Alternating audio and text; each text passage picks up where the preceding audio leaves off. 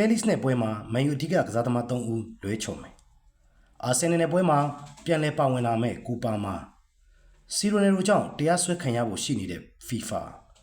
စီမန်ယူကိုစိတ်ဝင်စားနေတဲ့မန်စီးတီး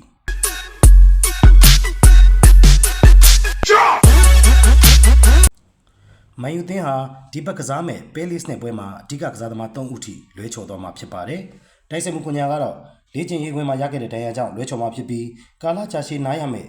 မကွာယာနဲ့တိုက်စစ်မှုရှက်စကိုလိုလည်းပဲလစ်နဲ့ပွဲမှာလွဲချော်မှာဖြစ်ပါတယ်အာဆင်နယ်နဲ့ပွဲမှာပြန်လည်ပါဝင်လာမဲ့ကိုပါမာချယ်ဆီတိုက်စစ်မှုကိုပါမာဟာဒဏ်ရာကနေပြန်လည်တက်တာလာပြီးတဲ့နောက်အာဆင်နယ်နဲ့ပွဲစဉ်မှာပါဝင်ကစားမှာဖြစ်ကြောင်းသိရပါတယ်အသက်23နှစ်အရွယ်ရှိအင်္ဂလန်တိုက်စစ်ကစားသမားဟာနေအိမ်မတော်ဆန်းမှုတစ်ခုကြောင့်ခြေမှာရိုးအပ်ဒဏ်ရာရရှိကဘန်လီနဲ့ဘာစီလိုနာတို့ကိုနိုင်ခဲ့တဲ့ပွဲစဉ်တွေမှာလည်းလွဲချော်ခဲ့တာဖြစ်ပါတယ်။ယခုရာသီမှာကြက်ခိုင်မှုအားနည်းပြီးပြိုင်ပွဲအရက်ကို9ပွဲသာကစားထားနိုင်ခဲ့ပါတယ်။ဒါပေမဲ့နီးပြမာရက်စကာကတော့အာဆင်နယ်နဲ့ပွဲမှာကိုပါမာပြန်လည်ပါဝင်လာမှာဖြစ်တယ်လို့အတည်ပြုပြောကြားခဲ့ပါတယ်။စီရိုနယ်ရိုကြောင့်တရားစွဲခံရဖို့ရှိနေတဲ့ FIFAကမ္ဘာဘောလုံးဖွဲ့ချုပ် FIFA ဟာပေါ်တူဂီတိုက်စစ်မှုစီရိုနယ်ရိုရဲ့အနီးကပ်ယူကန်အဆုံးဖြတ်ပေါ်တရားစွဲခံရဖို့ရှိနေပါတယ်။အသက်40အရွယ်အဲနာဆာတိုက်စစ်မှုစီရိုနယ်ရိုဟာ